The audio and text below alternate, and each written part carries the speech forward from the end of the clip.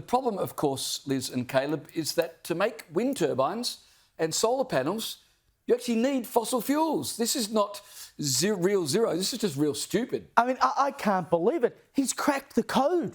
8 billion people on the face of the planet. And the only person who's thought, yes, the answer here is to just turn off all the fossil fuels is Twiggy Forrest. He's worked it out. Well done, Twiggy. Woo. There may well be a reason that you're the only bloke who's running around talking about real zero, because it would do the exact opposite of what you say. I mean, he says it would have a decreased cost of living. I mean, where on earth does he get that from? Yes, we'll turn off all the coal and we'll turn off all the gas and then the lights won't be able to turn. Actually, he's right. Sorry, I've worked out. He is right. There will be a lower cost of living because you won't be able to turn the lights on because there won't be enough power, and so your power bills will go down dramatically. That's the only way I can possibly see, and your gas bill, of course, because that'll be outlawed too. It's the only way I can possibly see that he could argue that this would result in a reduced cost of living. And the idea that it would just, magically save the planet overnight.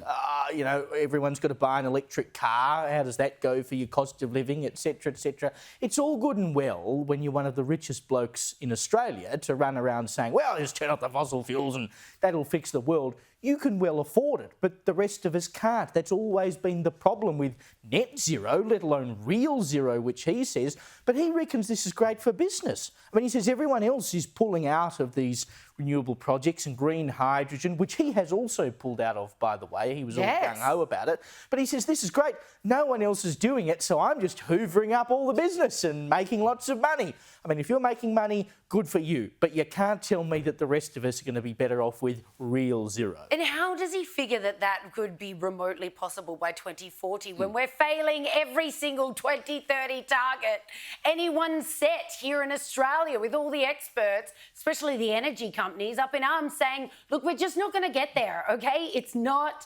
feasible. Can someone remind this guy? I appreciate the passion. I appreciate that he had a near-death experience in 2016 in which he had his road to Damascus experience and emerged from that, this green zealot.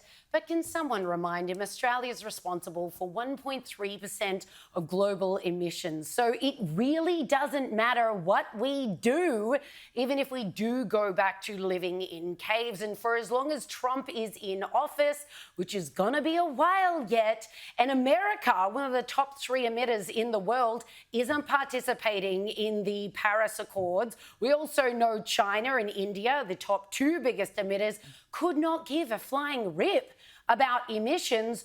All of this is porky pies. All of this is absolute nonsense. Like I say, appreciate the guy's passion. And maybe if I owned a company that was worth $50 billion, I too could have the time and passion to pour into a pet project. But when you're talking about the guy that has his fingers in this many Australian pies and the real world consequences of what he's talking about, it's just laughable. And this business about just turn off the fossil fuels, don't use them at all. And there's an idea built into that most people want to turn off the fossil fuels, that they'd be quite happy to do away with it. But we see time and again that that's simply not the case. I mean, you look at electric vehicles, for instance, which, of course, the Labor Party told us before they won the election in 2022 we're going to make up 89% of all new vehicle sales by 2030. The Federal Transport Department's now revised that back to 27%,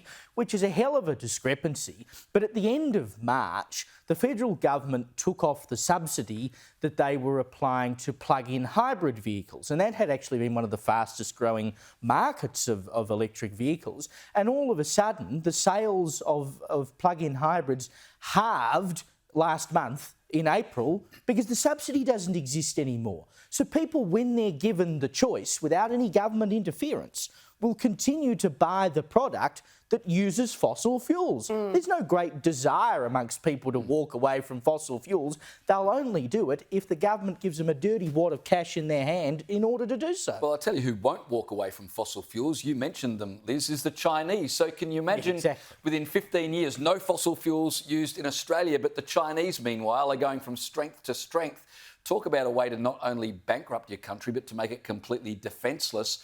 But Twiggy going from net zero to real zero, you mentioned green hydrogen. He believed that would be a super fuel of the future, but he's failed with that. This is typical of those who espouse the green dream. The more it fails, the harder they double down.